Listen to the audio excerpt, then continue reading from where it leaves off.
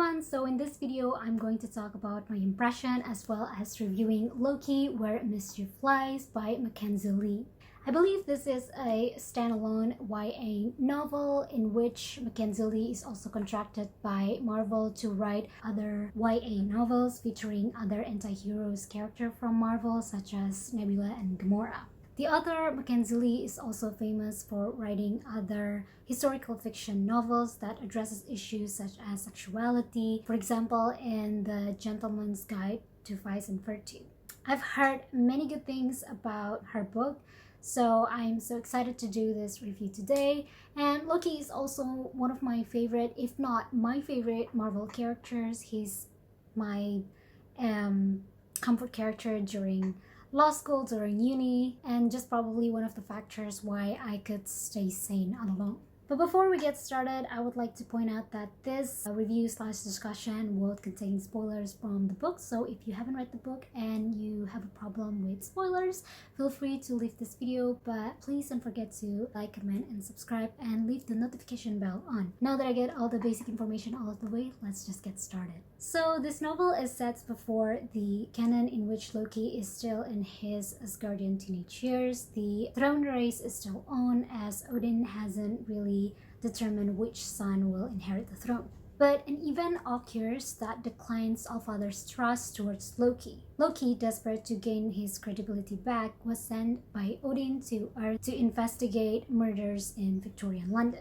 I believe the story is written in the third point of view, particularly the close third.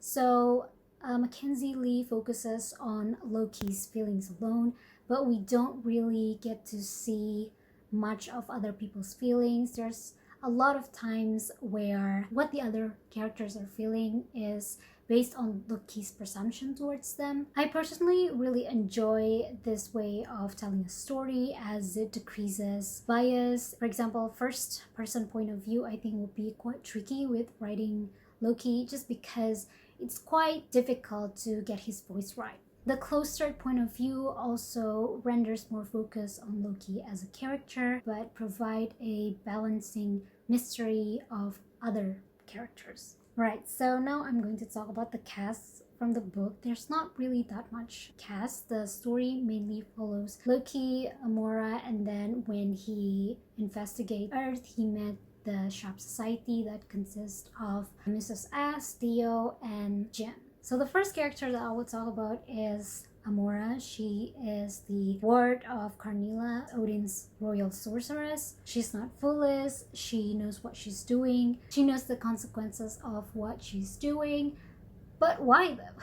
I find it difficult to make sense of her just because I don't think the book provides many information about her motivation, especially her dislike towards Odin, just because she's an evil character from the comic. She has to be evil in here as well. I just think it would have been good if we have more explanation about her character, maybe a little bit of backstory. And moving on to the titular character in this book, which is Loki. He's quite naive in the story. As I said, he's still in his teenage years, and there's even a statement that Loki thinks that Odin doesn't want him to learn magic, not because Odin is afraid of his possible powers, but he thinks that Odin just wants him to have a more fair race in the throne race, because Odin wants him to train with the warriors instead, so he will have a better chance at winning. And it's just so poignant that even Loki doesn't want to admit that Odin doesn't want him to win. It's just super sad, super tragic. This is just basically his point of view until he destroyed a God's Eye mirror, a mirror that could see the future, and then he felt a surge of power. He felt that he has a power and he's starting to embrace that he's powerful, and it's okay that Odin is afraid of him.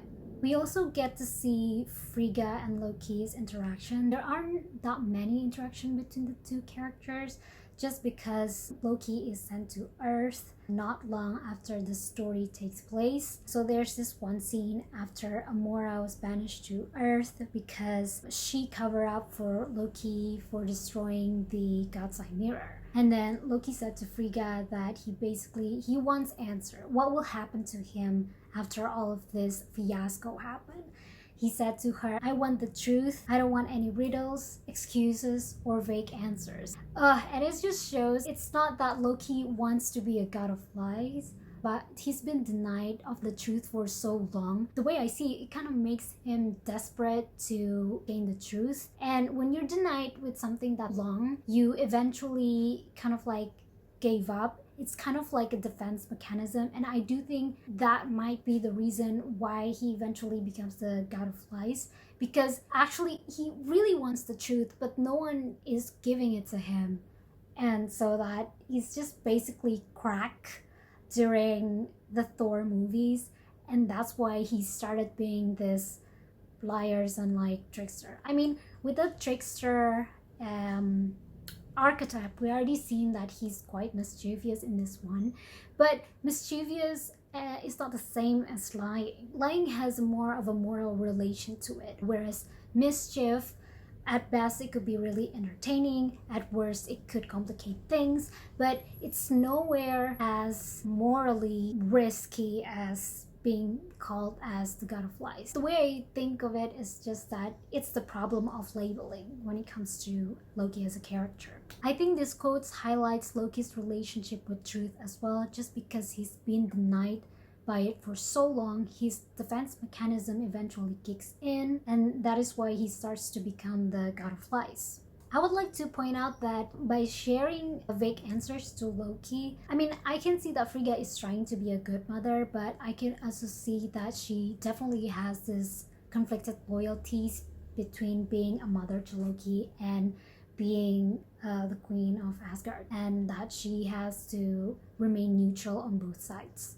And relating this particular scene to the scene from the Dark World where Loki is at the prison and Frigga's illusion enters his prison, it just shows that Frigga, one of the few person that actually cares about him, is the outlet of Loki's anger. And I could see how tragic it is. Like, Loki just wants to have a good relationship with his mother, but sometimes it's just tainted by his inner anger that results from all of these discriminations from his father. And there's a huge indication that everything he's done is for the good of Asgard. It's not something that he does in order to just win the race. I do feel like he's motivated in what he's doing because he truly cares about the place and not because it's for himself only. For example, when the Norn stones, basically these powerful stones that could make you more powerful and magic, was gone from Nornheim, which is a province of Asgard, which the stone was supposed to be, Thor and Loki had a meeting with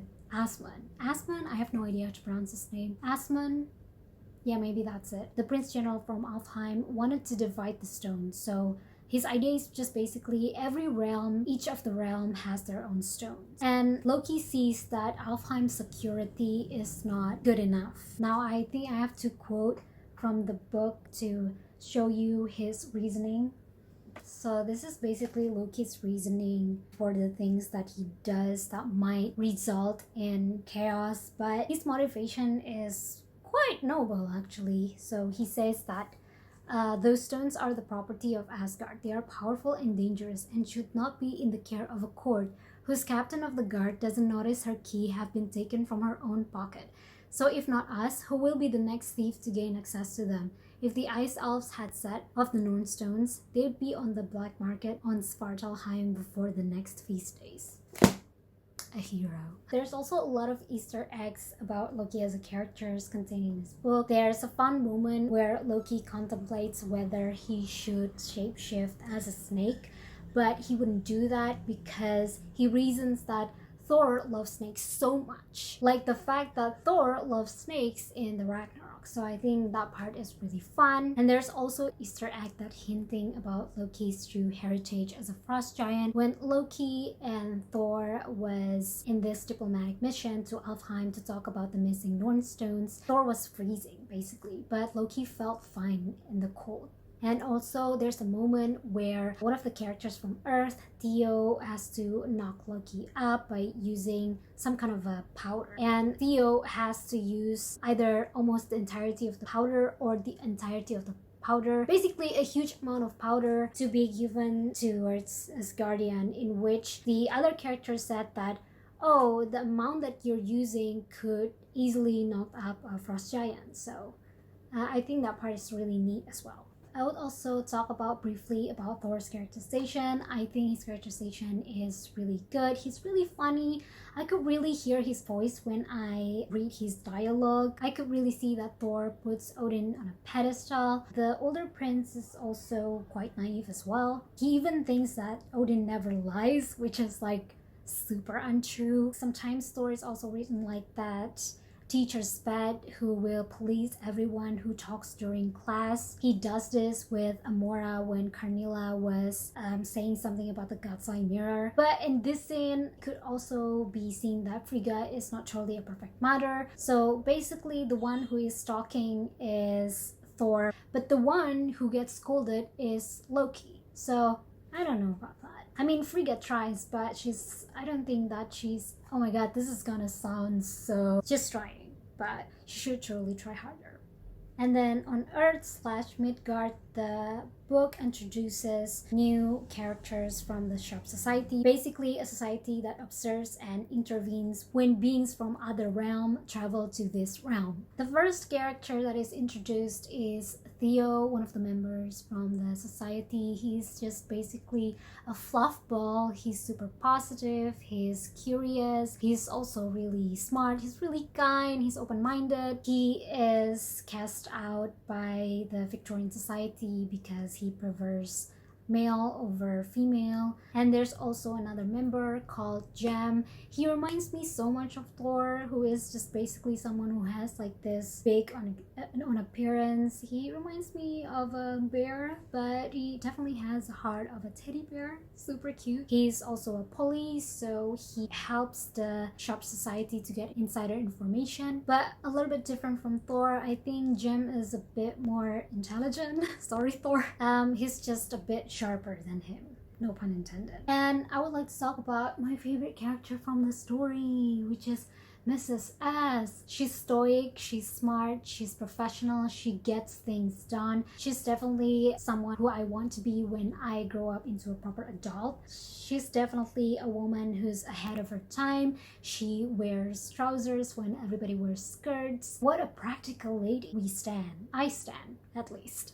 And talk about Mrs. S' love story with her late husband, Mr. S. She practically carries him back to the civilization after he was bitten by a snake. That basically just put all of the previous ships in shame. I can say that her death is one of the most emotional moments that I get from the book. It impacted me so much. I sympathize with her character so much, maybe too much. I was kind of disappointed by Loki as a character for not doing more when Mrs. S was about to be murdered by Amora, but I guess her death makes sense because Amora needed to get an upper hand. She needs to eliminate the most valuable player here, and in my opinion, Mrs. S is the most valuable player because she's super smart. She doesn't buy into Amora's deceit. She's farsighted and she could detach her emotion from her job. Well, I guess that makes Amora smart too for taking the decision. There are quite a lot of relationship dynamics that I want to talk about from this book. Loki and Thor's relationship feels very real. There's a lot of banter between the two of them. When they're together, it really feels that they are in character, and it reflects how they act from the movies, where Loki is just being sassy and sarcastic, and we have this Thor who's quite oblivious about the meaning of Loki's remark. And there's also relationship dynamic between Loki and Amora. I could really see that Loki also puts her in pedestals, and I really couldn't blame him for that. It's just something that makes sense because Amora is the only person that's not afraid of him or someone who's not trying to depower him. The book really shows that Loki is super desperate of having a relationship, and he's also super desperate to learn magic because basically Frigga only teaches Loki the magic that are pretty basic, but Amora teaches him rune magic, which is basically something that has more power and perhaps more practicality when you're fighting. But I super duper love the fact that even though Loki puts Amora on pedestal, he still place Thor above her. When Amora calls Thor names like Thunderhead, Loki was still, hey, don't call him that, he's my brother, only I can give him a sarcastic remark. That is super sweet. That is super protective of him. That's why Thor and Loki's relationship is so wholesome. Like, just don't separate them. Don't separate them, Marvel. Just don't. Please don't. And there's also Loki's and Theo's relationship, and I am loving this relationship. It's ideal, it's normal. Theo is just a really good guy. He's the sunshine that Loki needs. He's the sunshine that everyone needs, I think. Theo's sense of curiosity match with Loki, who is quite a special child. Their chemistry really palpable. Theo doesn't really see Loki as someone who is terrifying or anything like that. Instead of having this presumption about Loki, Theo just asks Loki about the things that he wants to know. How he asked Loki about Asgard's culture, their spear and dancing. I think it just shows that Theo is super open-minded, and that is really the kind of person that matches with Loki. 10 out of 10, I support Loki in having a normal and healthy relationship. Now I will talk about the world building in this book. I love the world building. I really like the fact that this book addresses Alfheim, in which the MCU never really touched upon. I really like the description of the light elves, whether there's the light elves of the north and light elves of the south. And there's also a description how to mingle with the elves, and how the light elves has like a 12-course meals in which the next meal is colder than the last. I think it was a really nice touch. It makes all the 9 realms seems super believable. But also, am I the only one who thinks that Aspen's idea about not putting all the Norn stones in one place is kind of a good idea, because it decreases the possibility of the Norn Stone being stolen in one go. But I don't know, maybe Loki's right, because the security in Alfheim is not that good. But then again, it's also something that's intentionally done by Aspen. Food for thought.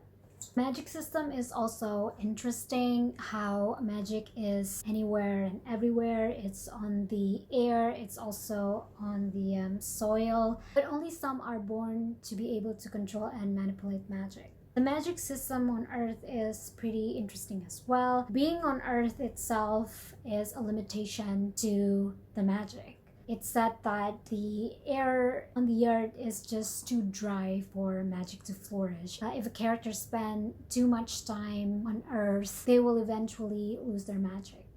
I think it was a really good limitation, especially to limit beings such as Loki and Amora in the story. Loki and Amora are such powerful beings, but they are surrounded by average humans in the majority portion of the story. So it kind of makes sense that the story wants to depower them so that the humans have a better chance at facing them, so that the stakes is higher. It's just makes the story more compelling and keeps the audience on their toes when there is a duel or a fight scenes that happens. I've read several reviews from Goodreads that they don't really like the writing style of this book. It feels too much like a fan fiction, but they say that it's not that they don't like it because it's fan fiction, but they have to pay for a fan fiction, which is totally a valid point. But I must say that this is actually a good point for the book, because Lee's writing is super accessible. Even when Thor, Loki, Amora, Odin, and Frigga, even their dialogues feels really accessible. Even though they have a particular vernacular, it's still easy to comprehend and understand. I personally don't have a problem with the writing style. I think it's really enjoyable to read, and I could really get the humor as well. My favorite part of the book is probably when Loki was adamant about leaving Earth, and Theo's just not buying that it will be possible. So they're basically at this fairing, a location that will permit interrealm travel. And Loki was so adamant in going home. He kept calling Heimdall, but there's no response. And Theo's just there eating peanuts. I think it was a really funny scene. It really shows how even when they just met one another, they could have that comical moments already. So that's just really sweet. Right, so the pacing of the story, I would say, is relatively slow, especially on the first portion of the book. In the first 100 pages of the book, there's not really that much things that happen. There's only two major things that happen. The first one is that the God's Eye mirror is destroyed, and the second one is Amora's banishment. Also, can I point that when everything bad happens in Asgard, Odin's move is just like, okay, just banish it to Earth, like real creative Odin. Even though the pacing in the first 100 pages of the book is quite slow, I couldn't really complain because it's actually a good thing that I get to spend a lot of times, a lot of more intimate moments with the characters. I could really see what's going on in Loki's head, his motivation, why he's the way he is, and just basically his internal struggle. Although I couldn't really say the same with other characters, especially Amora. I can't really discern why she dislikes Odin that much. Yes, I mean, I get it. It's just probably because Amora knows that Odin might be wary of her, and you might have a disinclination towards someone if they're kind of wary of you, right? But I don't think that's a reasonable reason to be bratty towards him, especially the fact that he's taken her in and he gave her an opportunity to learn magic to be Carnilla's ward. I really get the attitude of her towards Odin after the banishment, but not before that. I must say this book is quite predictable. So this book has 400 pages count, but halfway through the book I could already see how things are going to go. It was written in a rather predictable manner. Like when the Sharp Society found a note from one of the murdered, it's just super obvious who the murderer was because Theo points out that there's not really a pattern in the murder and that the murderer must use some kind of magic. And guess what? There's just only been one person that obviously has magic on Earth, which is Amora. This story talks about a theme that I really like, about finding yourself, about finding who you really are. And it's also a story about misfits, how they connect with one another and become this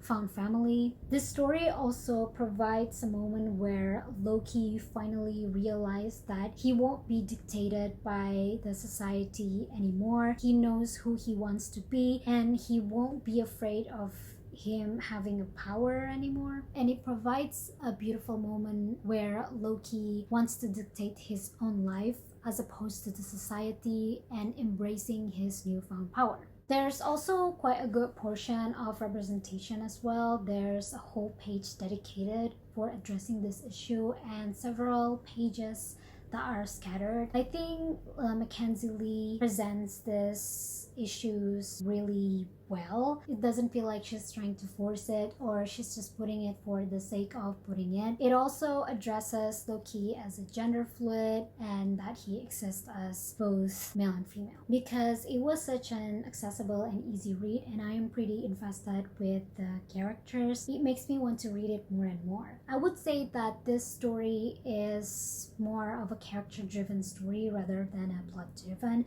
just because I think the plot element is lacking. As I mentioned, 50% of the story I already could see how the story will unfold. Even though this marketed as like a mystery murder kind of story, I don't really feel that element is fleshed out that much, but I really enjoyed reading this story just because I get to spend a lot of moments with one of my, if not my favorite characters. A lot of reviewers has a lot of problems with the ending of the story. They felt like the ending is just too abrupt, and I must say I would agree with that. It just feels like Mackenzi Lee has a word count limit I also feel like the ending is also anticlimactic. There's only just a teeny tiny portion that's spent with Amora, basically the main antagonist of the story. I do feel like Amora's and Loki's duel at the ending of the book feels really underwhelming. I just hope that there's just more this fantastical element of Satyr. Since considering MCU's utilization of magical duel is super cool, there's a lot of cool actions from Doctor Strange, and comparing those to this story, it really feels like the action in this movie is super flat, super bland. The book left me feeling like I've understood Loki more as a character, his internal struggle of being a sorcerer as opposed to a warrior. And this book also hits close to home, the fact that Loki is jealous of Thor, but he simultaneously loves him truly. I didn't expect that this book will hit me on a personal level, but I'm glad that it did. Loki's characterization is also beautifully written as well. I could easily sympathize with him. Even though he's this alien prince from faraway plan, I could really see that at the core, he's just like any of us who craves acceptance. I would recommend this book to those who like the theme of finding yourselves, trying to be who you are without being dictated by society. An adventure story, an easy read, and a good book with representation. I also feel like this book will appeal to the people who's already familiar with the MCU Loki. This book in any way or form doesn't bastardize Loki as a character. If not, it provides a lot of Easter eggs about Loki's character from the MCU. There's a lot of echoes from the MCU canon, from the dialogue, characterization, and even organization like S.H.I.E.L.D. However, I wouldn't really recommend this book for those who are looking for a murder mystery, just because I think the plot is quite predictable. So if you are looking for a character-driven story as opposed to a plot-driven story, I do think that this book is for you. All in all, I would give this book a 4 out of 5 stars. I just really enjoy reading this book because I'm super interested with the character. I'm super invested with the character, not just Loki, but also the newer character like the Sharp Society. But I don't think that this book is perfect either, just because the plot is quite underwhelming. And if the ending wasn't so abrupt, I would have probably give this book a higher rating. But other than that, I really enjoyed reading this, and I would definitely reread this story. So that was today's review of Mackenzi Lee's Loki, Where Mischief Lies. I really hope that this review will help you in determining whether to read or not to read this book. Let me know in the comment section below whether you're planning to read this book, or if you have read this book, what do you think about the book? I would like to thank everyone who made it through the end. Thanks for watching, and I hope that your tea will always be warm for reading. Here's my favorite.